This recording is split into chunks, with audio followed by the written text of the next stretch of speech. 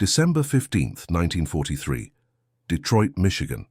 The temperature hung at 12 degrees below freezing as steam rose from the massive Willow Run manufacturing complex, where 24,000 workers labored around the clock producing B-24 Liberator bombers, at the unprecedented rate of one aircraft every 63 minutes. Yet in a corner workshop of the Chrysler tank arsenal, a solitary figure hunched over blueprints that would challenge everything the military establishment believed about armored vehicle construction. What the top brass considered worthless scrap metal, this engineer saw as the key to creating the most revolutionary tank design of the entire conflict. Before we dive into this story, make sure to subscribe to the channel and tell me in the comments where you're watching from. It really helps support the channel.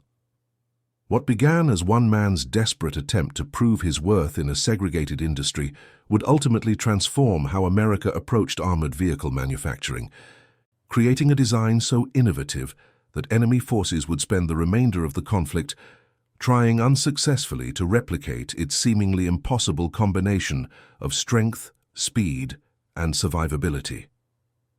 Samuel Washington pressed his palms against the cold concrete floor of the Chrysler Tank Arsenal's auxiliary workshop, feeling the vibrations from the main production line 200 yards away. Each tremor reminded him of his precarious position in this world of steel and welding torches, where his Massachusetts Institute of Technology degree in mechanical engineering meant less than the color of his skin to most supervisors. At 28 years old, he possessed more theoretical knowledge about metallurgy and structural engineering than half the senior designers, yet he found himself relegated to quality inspection duties, while white engineers with inferior credentials designed the very tanks he spent his days examining for flaws. The M4 Sherman tanks rolling off the main production line represented America's primary armored response to the German panzer forces. Yet Samuel knew from classified reports crossing his desk that these vehicles performed poorly against their opponents. The standard Sherman weighed 30 tons and featured frontal armor only 25 millimeters thick at its strongest points. German tank crews had nicknamed them Tommy Cookers for their tendency to catch fire when penetrated, a grim testament to their vulnerability. Production numbers told the story of American strategy: build them fast and build them numerous, accepting losses that would be unthinkable if each vehicle represented months rather than weeks of manufacturing time. "Washington, get over here," called Chief Engineer Robert Hendricks from across the workshop floor. Hendricks, a 45-year-old veteran of the automotive industry, had initially opposed Samuel's assignment to the tank program entirely. Only direct intervention from federal oversight committees had secured Samuel's position, and Hendricks made his resentment clear through daily assignments that kept Samuel far from any meaningful design work. Samuel approached Hendricks's workstation, where blueprints for the upcoming M26 Pershing tank covered every available surface. The Pershing represented America's attempt to match German heavy tank capabilities, featuring significantly thicker armor and a more powerful main gun. Yet even these improvements seemed inadequate compared to intelligence reports about German manufacturing capabilities.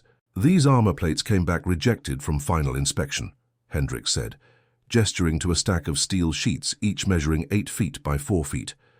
"Microscopic stress fractures throughout the entire batch.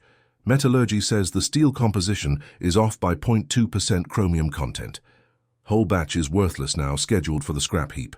Samuel examined the rejected armor plates, running his fingers along their surfaces and noting the subtle discoloration patterns that indicated the stress fractures Hendricks mentioned.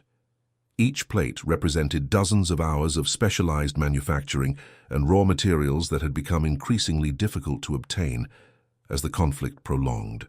The chromium shortage alone threatened to limit tank production significantly in the coming months.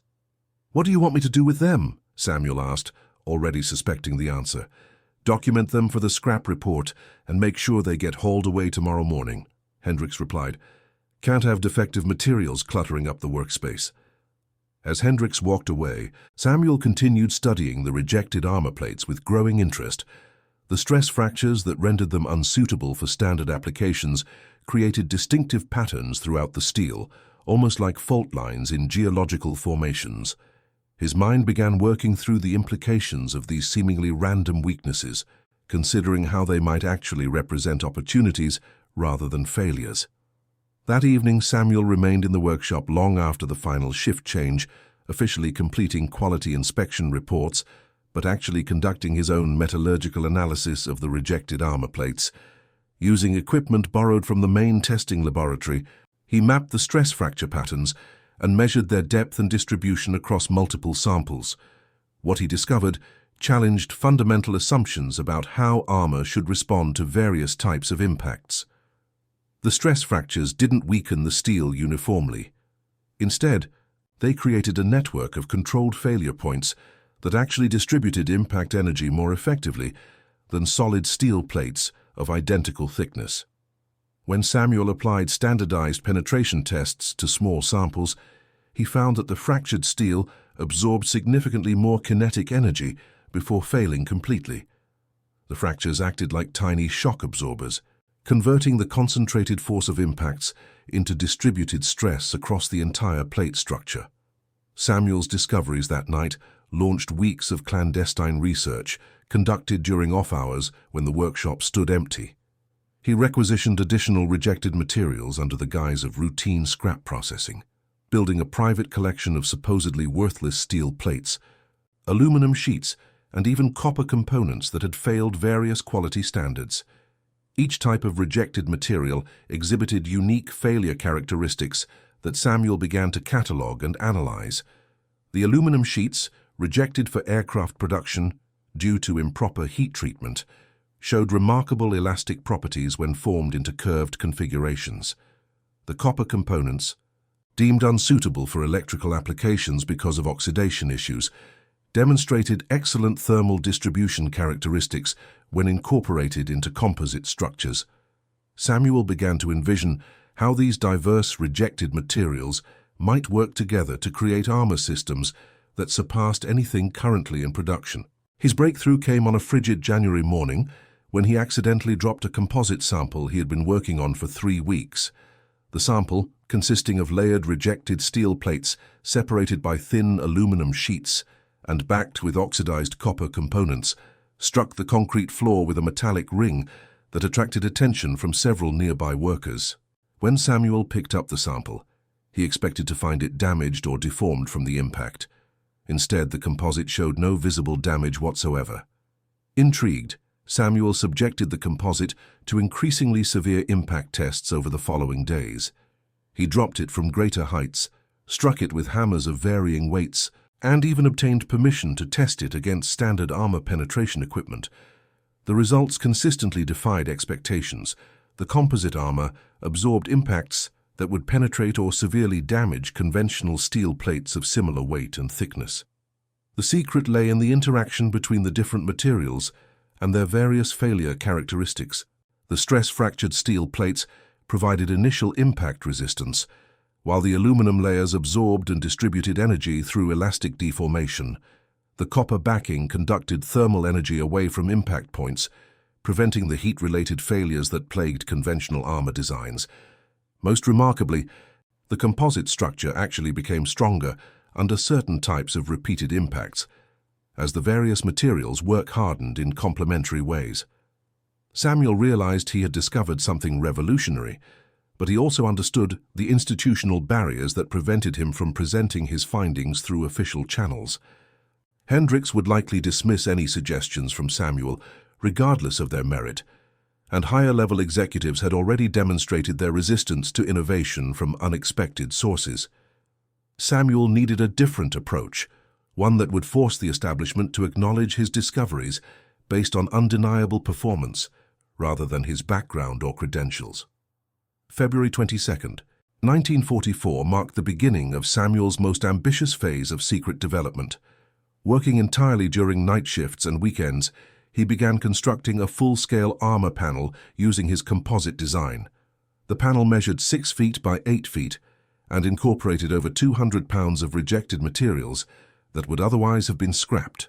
Every component had been officially designated as waste, making Samuel's work technically legitimate while remaining completely invisible to supervisory oversight. The construction process required innovative techniques that Samuel developed entirely through trial and error. Conventional welding methods proved inadequate for joining the dissimilar materials in his composite design, forcing him to experiment with adhesive bonding, mechanical fastening, and even riveting techniques borrowed from aircraft manufacturing. Each method produced different performance characteristics in the finished armor, requiring Samuel to map optimal approaches for various sections of his prototype panel. The most challenging aspect involved creating seamless integration between layers, while maintaining the stress fracture patterns that provided the steel plates with their energy-absorbing properties. Samuel discovered that excessive heat from welding operations could eliminate the beneficial stress patterns, requiring him to develop room-temperature bonding techniques that preserved the metallurgical characteristics he needed while still creating structurally sound connections between components. By early March, Samuel had completed his prototype armor panel and installed it discreetly in his corner of the workshop, disguised among routine quality inspection materials. The panel weighed 40% less than conventional armor of equivalent protective capability, while using materials that cost a fraction of standard specifications. Samuel estimated that his composite design could be mass-produced using rejected materials at approximately 1/10 the cost of conventional tank armor. Testing the prototype presented significant challenges, as Samuel lacked access to the specialized equipment used for official armor evaluation. He improvised by conducting impact tests using various workshop tools and materials, comparing his composite panel's performance to samples of conventional tank armor under identical conditions. The results consistently favored his composite design, showing superior energy absorption, reduced weight, and better thermal management characteristics. Word of Samuel's after-hours activities eventually reached other workers in the facility, though most remained unaware of the specific nature of his projects. Machine operator Thomas Crawford, a fellow black worker assigned to the main production line, became Samuel's first and most important ally during this period. Crawford possessed intimate knowledge of the manufacturing processes used throughout the facility and could provide Samuel with detailed information about material rejection rates and scrap disposal procedures. "You're playing with fire, Sam," Crawford warned during one of their discreet conversations in the facility cafeteria. "Hendricks has been asking questions about who's been using the workshop equipment during off-shifts. Sooner or later, someone's going to notice all that scrap material you've been collecting." Samuel appreciated Crawford's concerns, but he had progressed too far to abandon his work without at least attempting to demonstrate its potential value. "Tom, what I've developed could change everything about how we approach armored vehicle production. The performance advantages are too significant to ignore, regardless of who discovers them." Crawford studied his friend's expression and recognized the determination that had carried Samuel through years of discrimination and professional obstacles. "What do you need from me?" Samuel's answer would transform Crawford from a concerned observer into an active participant in one of the most significant technological developments of the conflict period. Samuel needed access to the main production line testing facilities, specifically the equipment used to evaluate completed tank assemblies before delivery to military units. Such access required coordination with multiple departments and supervisors, something Samuel could never arrange independently, but Crawford might accomplish through his established relationships with line workers and shift supervisors. The plan Samuel outlined was elegant in its simplicity. Crawford would arrange for Samuel's composite armor panel to be included among routine materials scheduled for standard testing procedures. The panel would be labeled as an experimental sample from the main engineering department, requiring no special authorization or unusual attention from supervisors.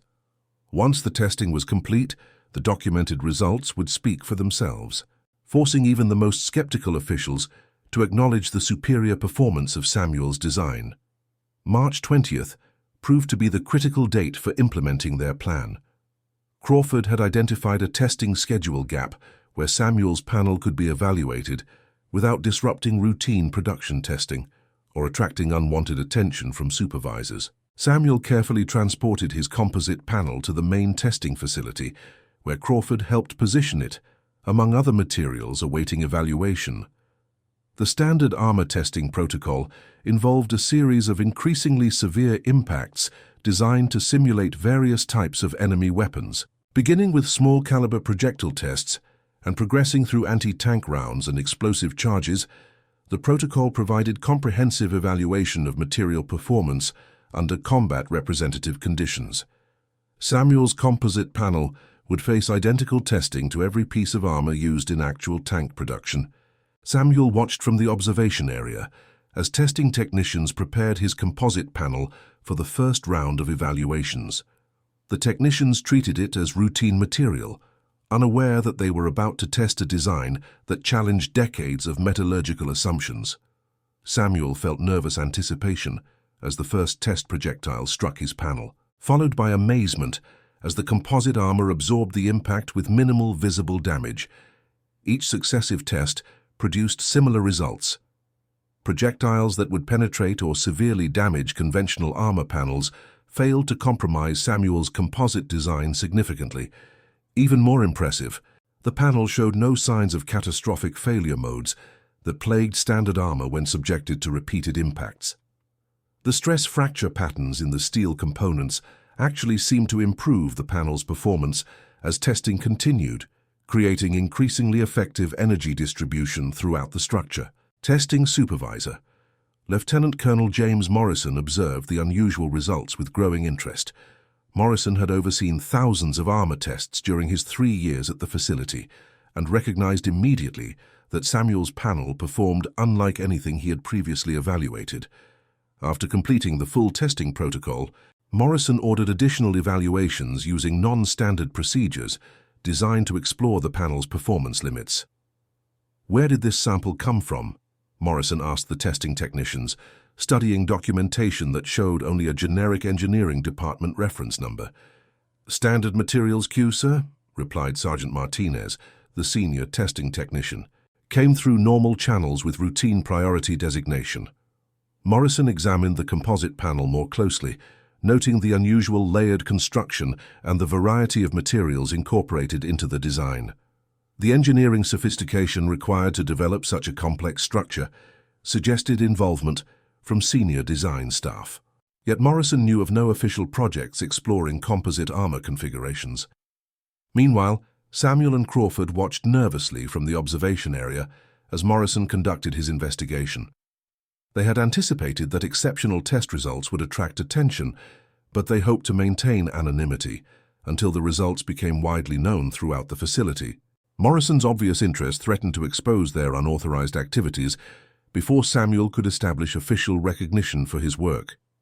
Morrison's investigation led him directly to the workshop where Samuel spent his days conducting quality inspections. Morrison arrived during normal working hours, finding Samuel examining conventional armor plates with no obvious connection to the revolutionary composite panel that had performed so remarkably during testing. "Washington, isn't it?" Morrison said, approaching Samuel's workstation. "I understand you've been conducting some interesting projects during off hours." Samuel felt his heart rate increase as he realized his secret development work had been discovered. "Sir, I've been conducting materials research using rejected components that were scheduled for scrap disposal. Everything I've done has been technically within authorized procedures." Morrison studied Samuel's expression, recognizing both nervousness and determination. "Son, what you've created represents the most significant armor innovation I've seen in 15 years of military service. The question now is whether we can figure out how to move forward constructively." Samuel's relief at Morrison's positive reaction was tempered by uncertainty about what official recognition might mean for his future involvement in the project. In his experience, innovative work by black personnel often led to credit being transferred to white colleagues, while the original developers returned to their previous limited responsibilities. Samuel needed assurances that his role would continue if the project moved forward through official channels. Morrison seemed to understand Samuel's concerns without explicit discussion. "Washington, I want to arrange a meeting with the facility commander and the senior engineering staff. You'll present your work directly, and you'll maintain full credit and involvement regardless of how the project develops. What you've accomplished deserves recognition, and the military needs this technology regardless of where it came from."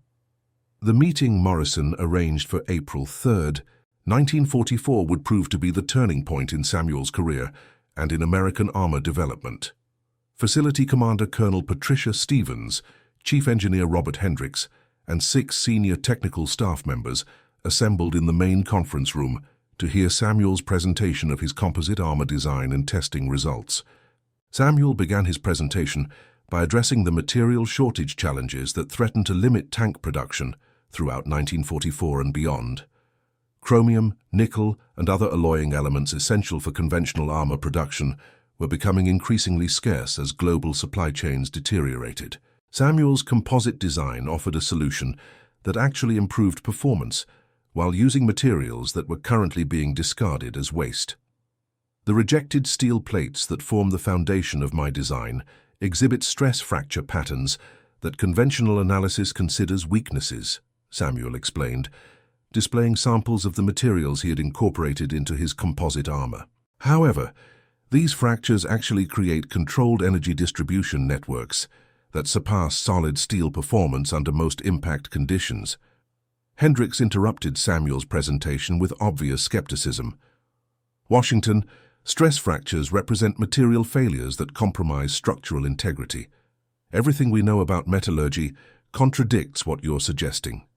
Samuel had anticipated this objection and had prepared a demonstration that would address Hendricks's concerns directly. He had brought samples of both conventional armor and his composite design, along with standardized testing equipment that would allow real-time comparison of their performance characteristics. Chief Hendricks, I'd like to demonstrate the actual performance differences rather than debate theoretical considerations, Samuel replied respectfully. May I proceed with a comparative impact demonstration? Colonel Stevens approved the demonstration, and Samuel arranged conventional and composite armor samples side by side for identical impact testing. Using a standardized hammer drop apparatus, Samuel subjected both samples to precisely controlled impacts, while the assembled officers observed the results. The conventional armor sample showed typical performance, absorbing initial impacts but developing visible damage that accumulated with repeated testing. Samuel's composite sample demonstrated markedly different behavior, distributing impact energy throughout its structure and showing minimal visible damage even after impacts that would compromise conventional armor significantly. The stress fracture patterns create micro-shock absorbers throughout the steel components, Samuel explained as he conducted the demonstration. Rather than concentrating impact energy at penetration points, the fractures distribute stress across the entire structure. The aluminum and copper layers provide additional energy absorption and thermal management that conventional designs lack entirely. Senior metallurgist Major William Foster studied the demonstration results with professional interest that overcame his initial skepticism about Samuel's unconventional approach. Foster possessed extensive experience with armor development and recognized the significance of what Samuel had accomplished through his innovative material combinations. Washington, have you calculated the production implications of implementing this design on a large scale? Foster asked. Material costs, manufacturing time, quality control procedures. Samuel presented detailed analyses he had prepared over months of development work. His composite design could be manufactured using existing equipment and processes, requiring minimal modification to current production lines. More significantly, the design used materials that were currently being scrapped, effectively converting waste products into superior performance components. The cost advantages were substantial. Samuel estimated that composite armor production would cost approximately 30% of conventional armor manufacturing while providing superior protection characteristics. Weight reductions of 40% would improve vehicle mobility and fuel efficiency, while reducing transportation requirements for deploying armored units. Colonel Stevens recognized the strategic implications immediately. If these performance claims can be verified through comprehensive testing, we're looking at a technology that could fundamentally change armored vehicle capabilities while reducing production costs and material requirements. Washington, how quickly could you scale this design for full production implementation? Samuel had considered this question extensively during his development work. Colonel, I've identified the equipment modifications and process adjustments needed for large-scale production. With appropriate support, we could begin limited production within 6 weeks and reach full capacity within 3 months. The enthusiasm in the conference room was palpable as senior staff members began discussing implementation strategies and timeline considerations. Samuel found himself at the center of planning discussions that would have been unimaginable just hours earlier. Yet he also recognized that successful implementation would require overcoming institutional resistance from various departments and external suppliers who profited from conventional armor production. Chief Engineer Hendricks raised concerns that reflected broader institutional skepticism about revolutionary changes to established procedures. "Colonel, we're discussing fundamental modifications to production systems that have been optimized over years of development. The risks associated with implementing unproven technologies during wartime could be substantial." Samuel addressed Hendricks's concerns by presenting comprehensive testing data that demonstrated the reliability and consistency of his composite design under various conditions. Months of private testing had provided Samuel with detailed performance information that supported every claim he made about his technology's advantages. "Chief Hendricks, I understand concerns about implementing new technologies during critical production periods," Samuel replied. "However, the performance advantages are substantial enough to justify careful evaluation, and the material shortage challenges we're facing may force us to consider alternative approaches regardless." Colonel Stevens made the decision that would transform Samuel's secret development work into an official military project. "We'll establish a dedicated development team with Washington as the lead technical specialist. Major Foster will oversee comprehensive testing and validation procedures. Chief Hendricks will coordinate production planning and implementation strategies. I want a full evaluation report within 30 days. Samuel's promotion from quality inspection duties to lead technical specialist represented a dramatic change in his official responsibilities and recognition within the facility. More importantly, it provided him with resources and support staff that would accelerate development of his composite armor technology far beyond what he could accomplish independently. The dedicated development team assembled during the following week included specialists from metallurgy, manufacturing engineering, quality control, and logistics departments. Samuel found himself supervising personnel who possessed years more experience than he had, yet who looked to him for technical guidance based on his revolutionary armor design. Dr. Elizabeth Chen, a metallurgical specialist recently transferred from the Aberdeen Proving Ground, became Samuel's closest collaborator in refining the technical aspects of composite armor production. Chen brought expertise in advanced material science that complemented Samuel's innovative engineering approach, creating a partnership that would prove essential for successful technology implementation. "Samuel, your intuitive understanding of material interactions is remarkable," Chen observed during one of their early technical discussions. "Have you considered how these principles might apply to other armor applications beyond tank production?" Samuel had indeed considered broader applications for his composite technology. Aircraft armor, naval vessel protection, and even fortification construction could potentially benefit from the same principles he had developed for tank armor. However, he remained focused on proving the technology's value in tank production before expanding into additional applications. Chen's expertise proved invaluable in developing quality control procedures that would ensure consistent performance of composite armor in mass production. Samuel's original development had relied heavily on trial-and-error approaches that worked well for small-scale prototyping but required systematization for large-scale manufacturing implementation. The key challenge involves maintaining consistent stress fracture patterns in the steel components while ensuring proper bonding between dissimilar materials, Chen explained as she developed standardized production procedures. "We need to control dozens of variables that affect final performance characteristics."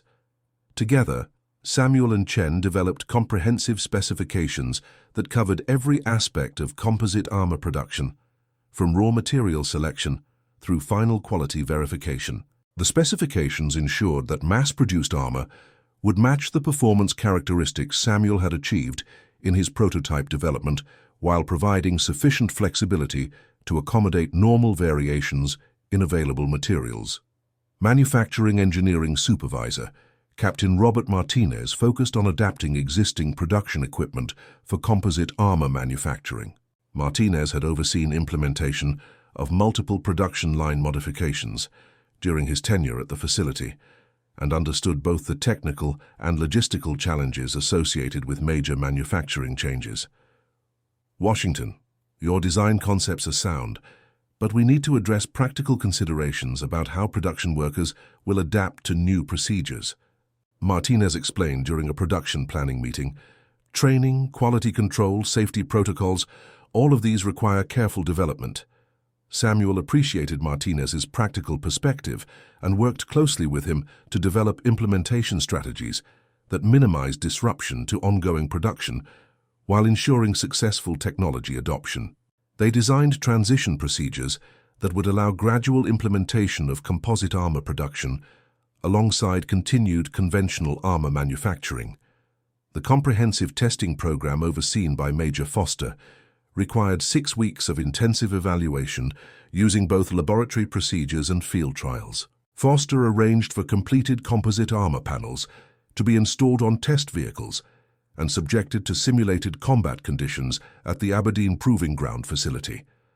Field testing results exceeded even Samuel's optimistic expectations. Composite armor panels consistently outperformed conventional designs while demonstrating reliability characteristics that surpassed military specifications significantly. Perhaps most importantly, the panels showed no signs of performance degradation under extended use conditions that would compromise conventional armor substantially. Lieutenant Colonel Morrison, who had initially discovered Samuel's unauthorized development work, coordinated field testing with operational tank units to evaluate composite armor performance under actual service conditions. Morrison arranged for limited numbers of tanks equipped with Samuel's composite armor to be deployed with training units, conducting realistic tactical exercises. Tank crews reported exceptional satisfaction with vehicles equipped with composite armor. The weight reduction improved vehicle mobility and fuel efficiency noticeably, while the superior protection characteristics enhanced crew confidence during tactical operations. Several crews reported impacts that would have compromised conventional armor, but caused no significant damage to composite armored vehicles.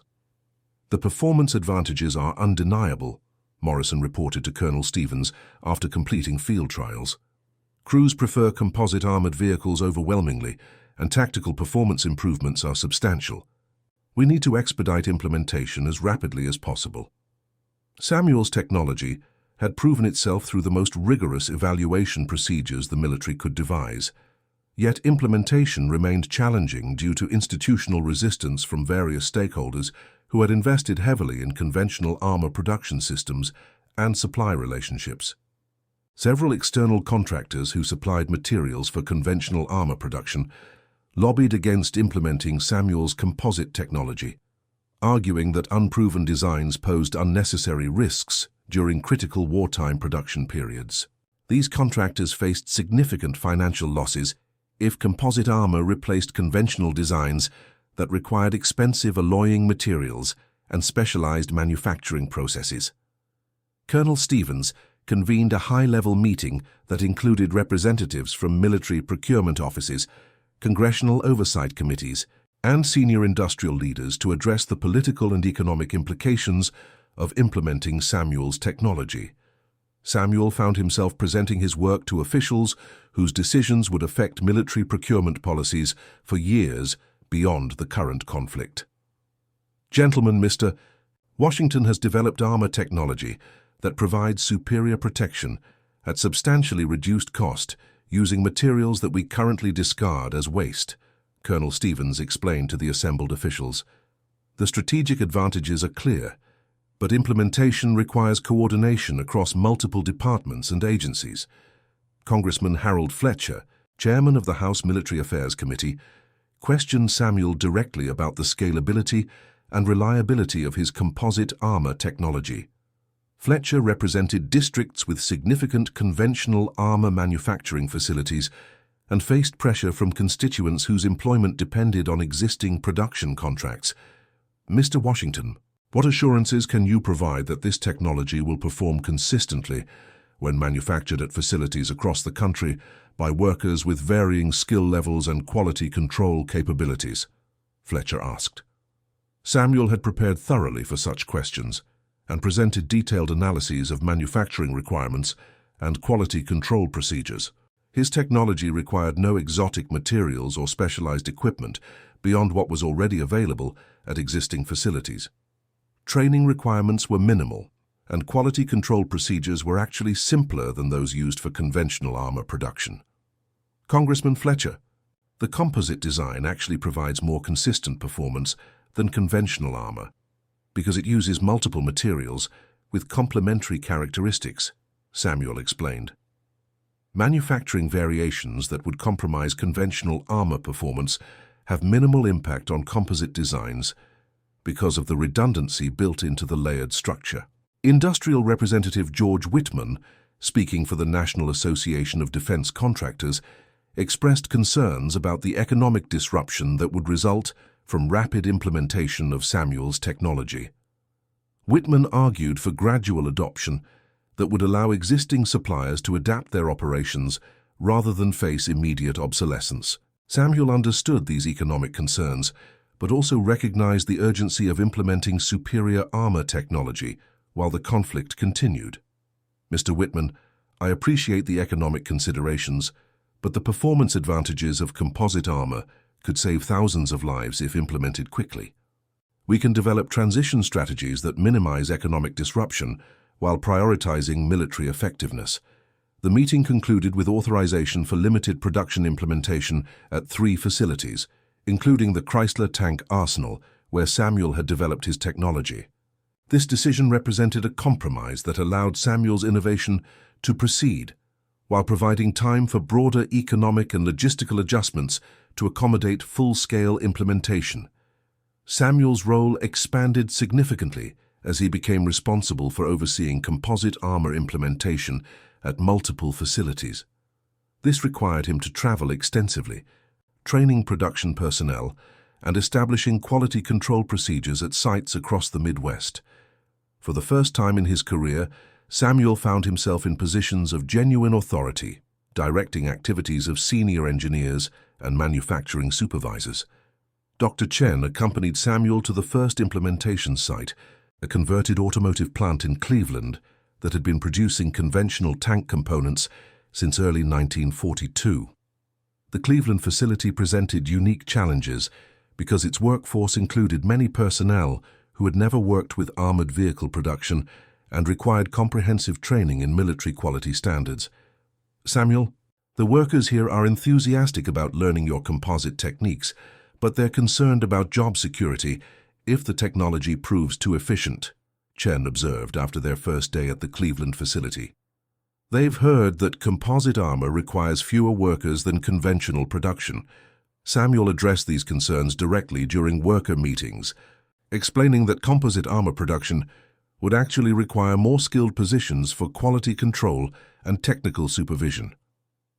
Rather than eliminating jobs, implementation would upgrade many positions from routine manufacturing to specialized technical roles with higher compensation and greater job security.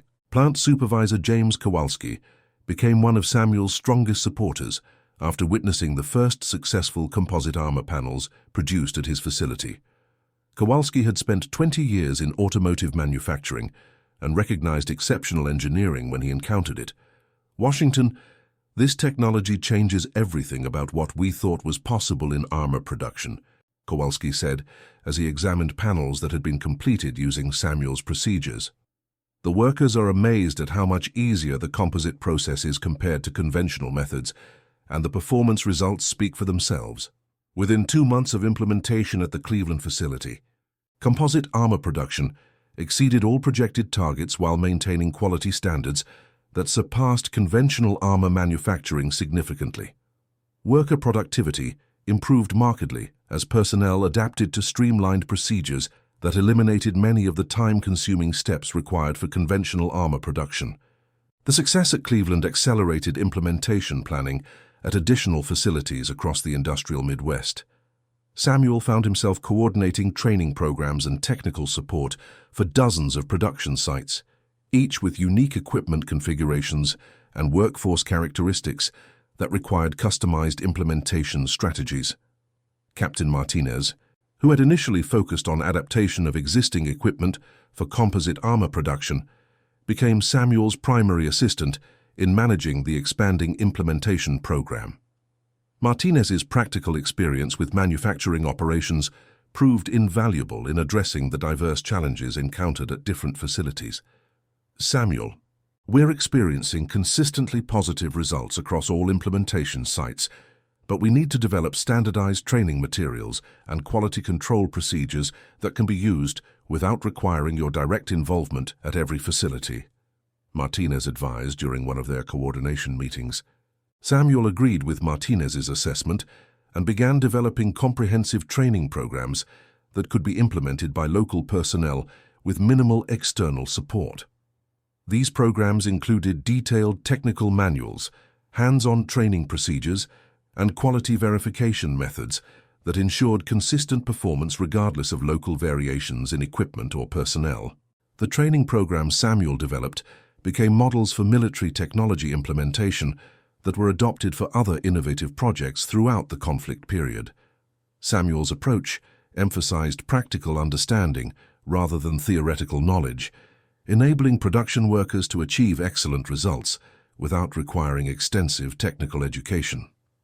By September 1944, composite armor production had expanded to 12 facilities across 6 states, producing armor panels that equipped over 40% of new tank production. Combat reports from European and Pacific theaters consistently indicated superior performance of composite armored vehicles compared to conventional designs. Tank crews reported that composite armor provided enhanced protection against various types of enemy weapons, while improving vehicle mobility through weight reduction. Maintenance requirements decreased significantly because composite armor showed greater resistance to the stress-related failures that plagued conventional armor under extended operational conditions. Major Foster compiled comprehensive performance data from operational units equipped with composite armored vehicles. Foster's reports documented protection effectiveness, reliability characteristics, and crew satisfaction ratings that consistently favored composite armor over conventional designs. The combat performance data is overwhelming, Foster reported to Colonel Stevens. Composite armored vehicles demonstrate survival rates that exceed conventional armor by 35% under equivalent operational conditions. Crew confidence and tactical effectiveness improve substantially when personnel operate vehicles equipped with Washington's technology.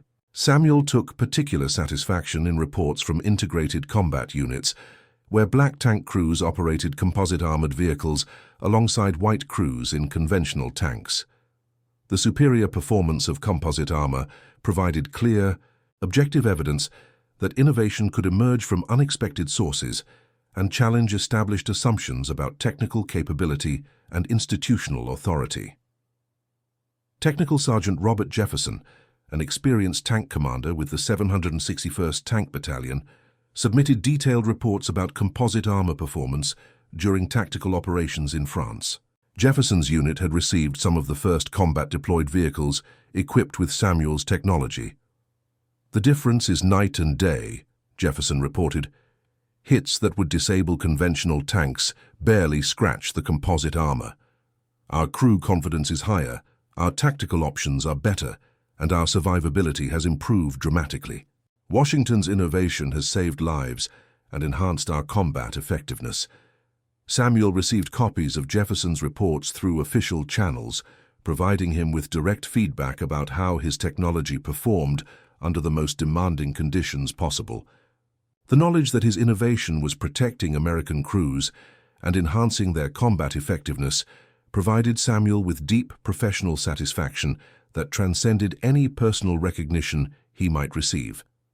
Media attention surrounding composite armor implementation brought Samuel's story to national prominence during the final months of 1944.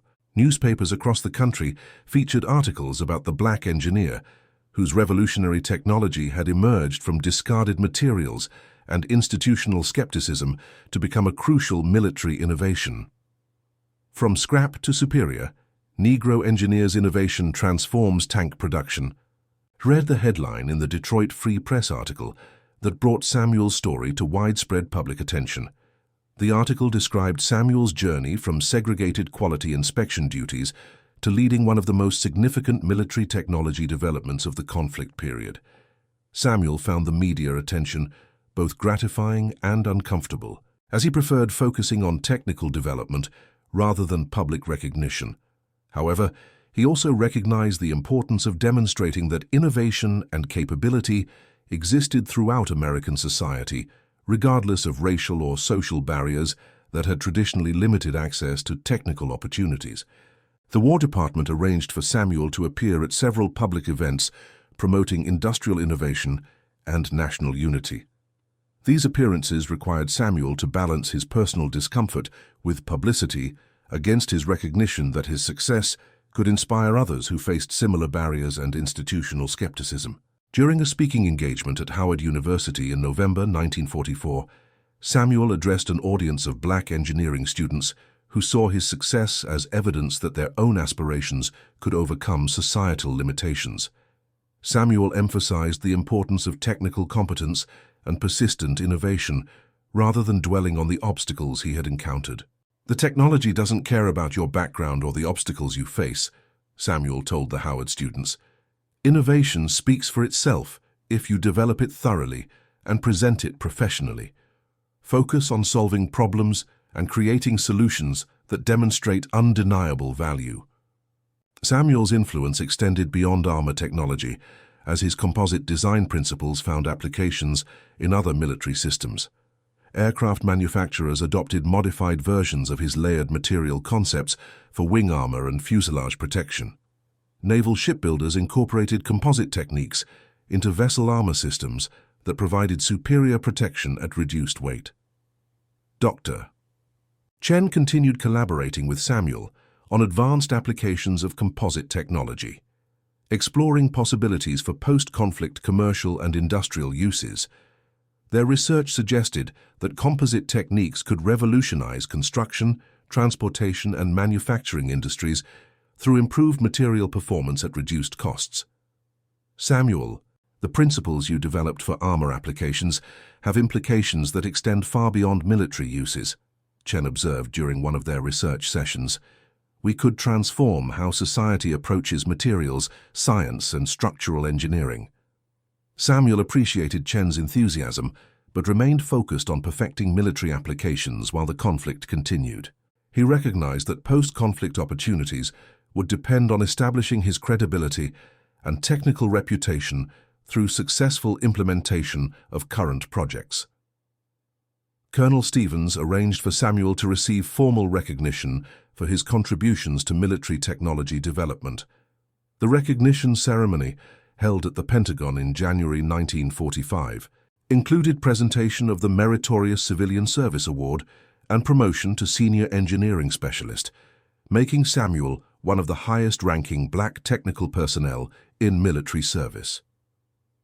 Mr. Washington's innovation exemplifies the creative problem-solving and technical excellence that America brings to bear against our enemies, Secretary of War Henry Stimson said during the recognition ceremony.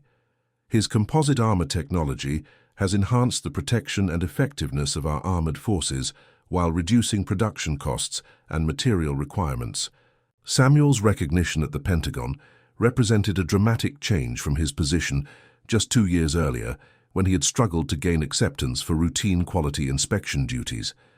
The transformation demonstrated how exceptional performance could overcome institutional barriers when supported by objective evidence and determined advocacy from supportive colleagues.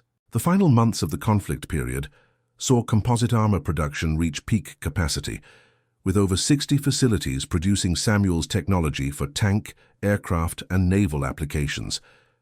Production efficiency improvements enabled manufacturers to deliver superior armor at costs below conventional alternatives, while using materials that had previously been discarded as waste. Samuel's composite armor equipped thousands of vehicles that participated in the final phases of operations in both European and Pacific theaters.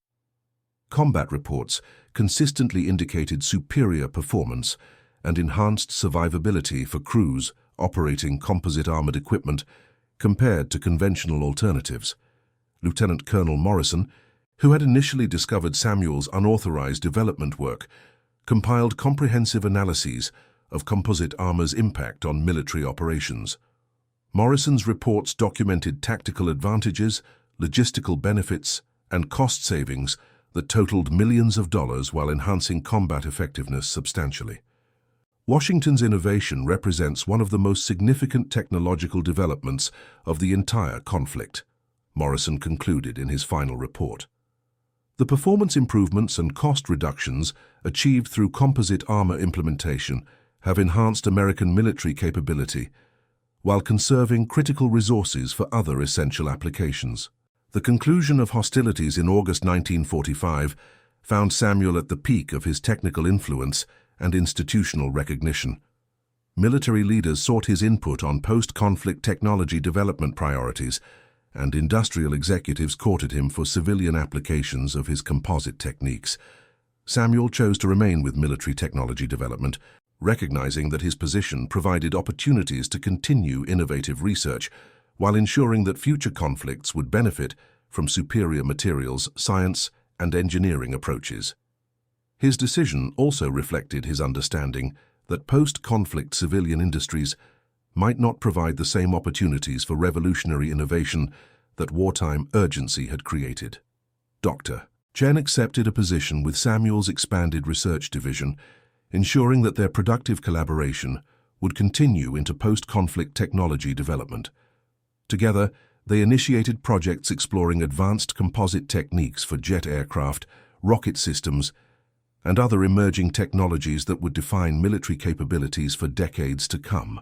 The legacy of Samuel's composite armor extended far beyond its immediate military applications. His success demonstrated that innovation could emerge from unexpected sources when institutional barriers were overcome through exceptional performance and determined advocacy. Educational institutions began recruiting black students for engineering and technical programs, recognizing that talent and creativity were distributed throughout society, regardless of traditional assumptions about capability and access. Manufacturing industries adopted composite techniques for civilian applications, ranging from automotive production to construction materials. The principles Samuel had developed for armor applications found new uses in creating stronger, lighter, and more cost-effective materials for countless commercial and industrial applications. Samuel's story became part of institutional memory within military technology development organizations, serving as an example of how individual initiative and innovative thinking could transform established practices and assumptions. Training programs incorporated case studies of Samuel's work to illustrate principles of creative problem-solving and persistent innovation. Years later, as Samuel continued his career in military technology development, he often reflected on the transformation that had begun with his examination of rejected armor plates in a Detroit workshop. His journey from segregated quality inspection duties to senior technical leadership demonstrated that exceptional innovation could overcome institutional barriers when supported by undeniable performance and determined advocacy. The composite armor technology that Samuel developed during those crucial months in 1943 and 44 continued evolving through decades of subsequent development. Modern versions of his layered material concepts protect military and civilian personnel worldwide, incorporating advanced materials and manufacturing techniques while maintaining the fundamental principles Samuel discovered through his innovative examination of supposedly worthless scrap materials. Samuel Washington's transformation from a marginalized quality inspector to a nationally recognized engineering innovator exemplified the potential that existed throughout American society when institutional barriers were overcome through exceptional performance and determined advocacy. His composite armor technology not only enhanced military capability during a critical period, but also demonstrated that revolutionary innovation could emerge from the most unlikely circumstances when creative thinking encountered practical problems and persistent determination. The rejected steel plates that had seemed like worthless scrap to conventional analysis became the foundation for armor technology that protected thousands of military personnel while reducing production costs and material requirements substantially. Samuel's ability to recognize opportunity within apparent failure, combined with his technical competence and institutional persistence, created innovations that transformed military technology development and challenged fundamental assumptions about materials, science, and engineering capability. His success opened doors for subsequent generations of black engineers and technical personnel, while demonstrating that innovation and creativity were distributed throughout society regardless of racial or social barriers that had traditionally limited access to technical opportunities. Samuel's legacy continued influencing military technology development and material science for decades, beyond his initial breakthrough, ensuring that his innovative thinking would protect and serve military personnel long into the future.